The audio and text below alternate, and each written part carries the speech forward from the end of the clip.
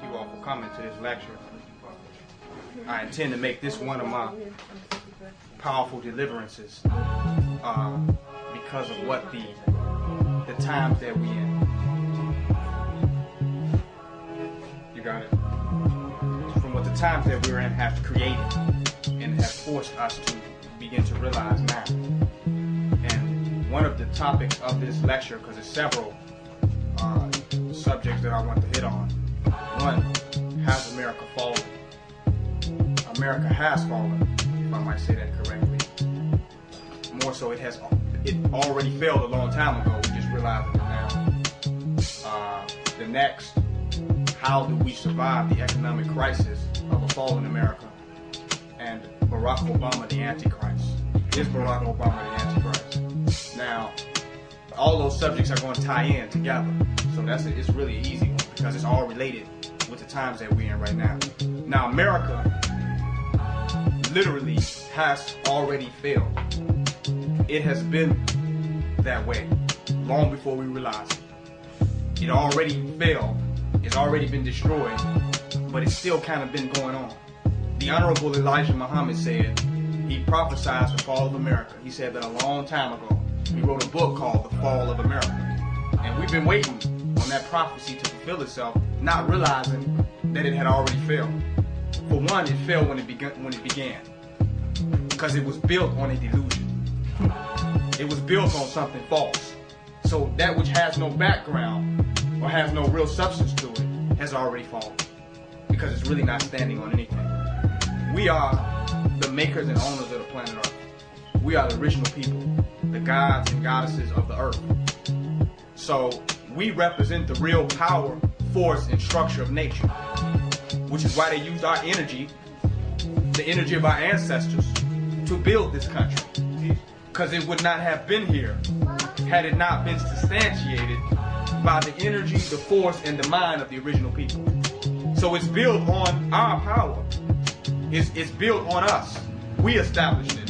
They would not have been able to survive over here. They didn't have the melanin to survive in this hot sun and work in the cotton fields to even create an economic reality to make them compete with their counterparts back in Europe. They would not have been able to achieve that had not it been for the black gods that was working in those fields, picking cotton from sun up to sundown. They wouldn't even have the economy that they so claim is falling now. So the basis of the economy has always been us. We have always been the source or the basis of their reality. Yet we have never realized it. We have never realized who we were and who we are. So in the sense that it has never stood on its own, it has always been a fallen reality, an illusion. So it already failed. And not just from the sense that it's an illusion from the beginning of its conception, but it failed years ago. Many years ago, realistically, people talk about the national deficit and how many trillions of dollars that we're behind and how much we owe, and we keep seeing the inflation of the dollar bill. This already existed. You used to buy a bag of chips for $1. Now a bag of chips is $4. Cigarettes used to be $2.50. Now cigarettes are $10 a pack. So the dollar is meaning nothing. It's turning into it's been paper a long time ago. The stuff that we used to can buy, we can't buy anymore. A loaf of bread used to be $0.25. Now if you want to buy a loaf of bread, you need a knot of money. You need a half a tree to go to the grocery store. Which is why they turned the money system over to a credit system, where they're using data bank entries and credit cards because nobody want to walk to the store with a whole tree in their pocket. Because that's how much the dollar was inflating, that you literally have to walk around with an entire tree in your pocket to pay for something. More and more dollars, more and more bills, more and more numbers. So it has already failed when they start inflating the dollar astronomically. Prices of CTA in Chicago constantly going up every week. We're gonna raise the fares again. It was never fair to begin with when you charge people for traveling on this free land. But my point is, it has already failed. It failed for one because it's never was going to succeed for why it was set up. It was already moving to a doomed destination. Because when you think you can fool the original black man, the making owner of the planet Earth, when you think that you can keep the wool over his eyes and he's not going to wake up and realize who he is, you headed for a very doomed destination. You heading for a very critical annihilation. Now America has fallen. She's gone. Babylon the Great has failed. But we are supposed to, in the ashes of her, realize who we are and take back the control, the possession, and the dominion over the planet Earth. This is what we're supposed to do right now. We are supposed to now start establishing our own economic reality. Start back controlling our land, our community, our families, our cultures, our nation. It's time for us as the gods. And I'm not talking to no weak Negroes, so turn the DVD off. If y'all watching this, some weak Negroes is watching this on DVD. I'm not talking to you. I'm talking to the gods and goddesses out here. So if you're weak, just turn your DVD off and give it back to whoever gave it to you. The gods know who I'm talking to. Teach. It's time for us to rule and take our community back and to govern it ourselves. When his economics, he said we're going through an economic depression. But yet the same resources that was on the earth 10 years ago, 20 years ago, 30 years ago, 40 years ago, 50 years ago, 60 years ago, it's still here. Matter cannot be what? Destroyed. It can only be transformed. So the same energy, the same elements on the periodic chart, the same plants, the same vegetation, the same gold, the same silver is still here. So there's no real depression in physical reality. That's all illusion. The problem is the European has lost his grasp over those existing resources. He's lost his grasp. The resources are still here. But he's lost his control over the monopoly and the manipulation of the resources. If his currency system failed today, we would begin to barter among one another.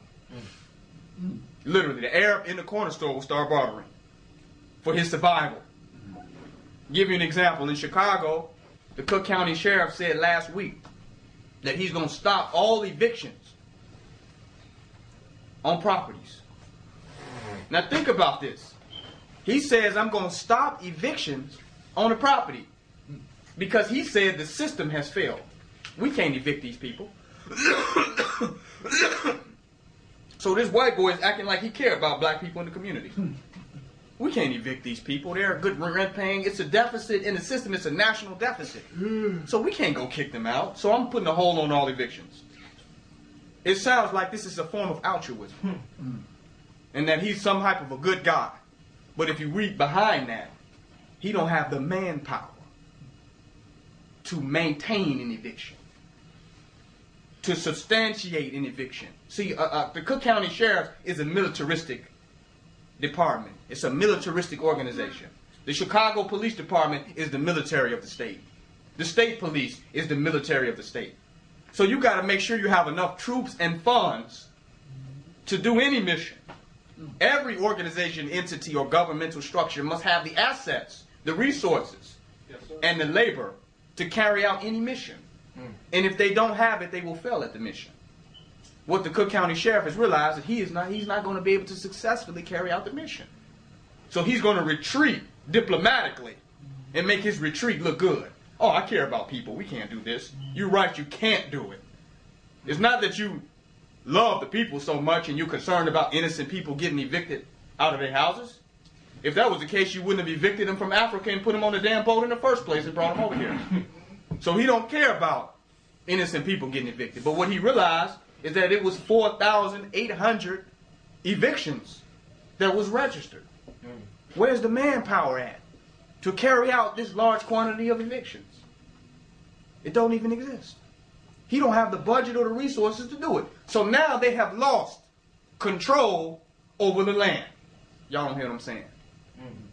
See, he's been controlling our minds, but he never controlled 196 million square miles of the planet Earth. He never controlled that, but he controlled our minds. If you control the mind of people, you don't have to control the land. You just got to make it appear to them like you got everything under control. So we are like the giants, like the elephant that grew up with the little string tied to his leg. And when he got old and big, he didn't pull that string from that nail. Because he couldn't conceptualize how mighty and powerful we are. And that's us as a people now. We are that giant elephant who could have been broke loose and manifested our divinity and our power.